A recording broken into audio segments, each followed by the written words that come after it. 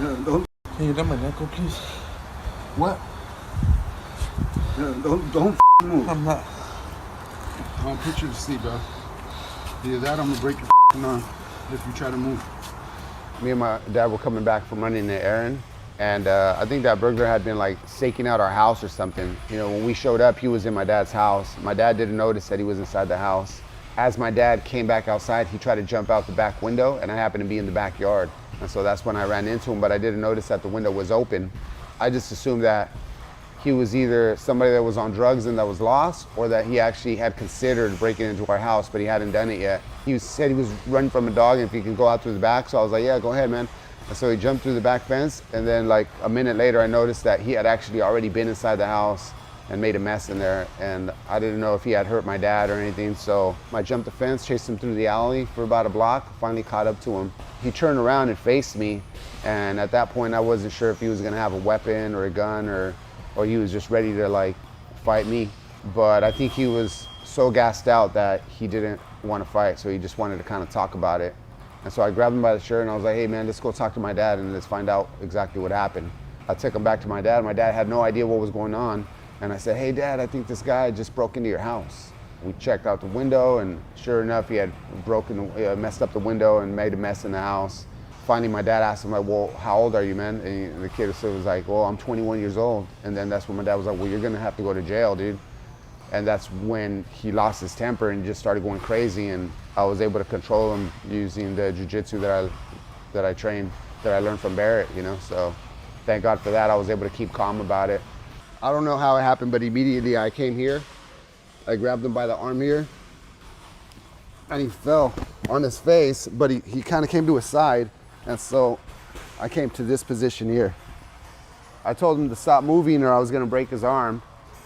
And then he kept trying to get out of it. And then so he came here and he started to, like, if you come to your knees and then try to stand up a little bit. And then I got to this position, and then he tried to stand up. And so this is where I considered either going here with the arm break, but as he was standing, I've seen videos of people getting their heads slammed in the back of their head. If you could stand up and show how that one. And then he would slam me. And that was dangerous, right? And so as he was on his knees and I seen him stand up, I grabbed his leg here. And that's when we got to this position here. But he turned that way slightly. And so I held this position. And I think this is the safer position because his teeth wouldn't been in my stomach and he could have bit me. And also I didn't want him to bring his weight on top of me to finish the triangle, to get the better angle, because I would be on my back and he'd be able to punch me. And if he were to get here, he could have bitten me or something, and that would have been super dangerous. So I was comfortable in this position. I feel like I could have like broken the arm there. And then at some point I did squeeze it and I could tell that he was choking. I just wanted to make sure that if I had to finish the triangle, I could have still finished it at this angle. And then I was controlling his wrist so he wouldn't be able to punch me. So I started doing jiu-jitsu about 14 years ago, and thankfully I was able to like be calm enough to hold that triangle position.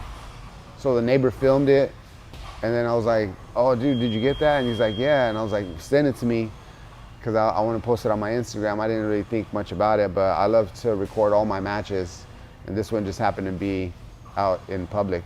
And so I posted it. I didn't even get a chance to take a shower. I just had to go straight to work because I was late for a tattoo appointment that I had. Maybe like 45 minutes later, the media shows up to the tattoo shop and was like, dude, do you see what's happening to your video? Like, everyone's watching it. Could we do a story on you? And then I checked my Instagram and it was like so many people were checking it out, and then it was getting shared by other people. I do feel a little bit strange because of all the attention that I was getting based on someone's like downfall, basically. But on the other hand, I'm kind of happy that we're able to promote jiu-jitsu, and then we're able to promote people learning how to defend themselves. I train here at the arena, and this is like where my training martial arts family is at. And I hope more people find, if they don't come here to the arena, they find their local gym and they're able to like learn how to defend themselves and feel confident and not have to be scared.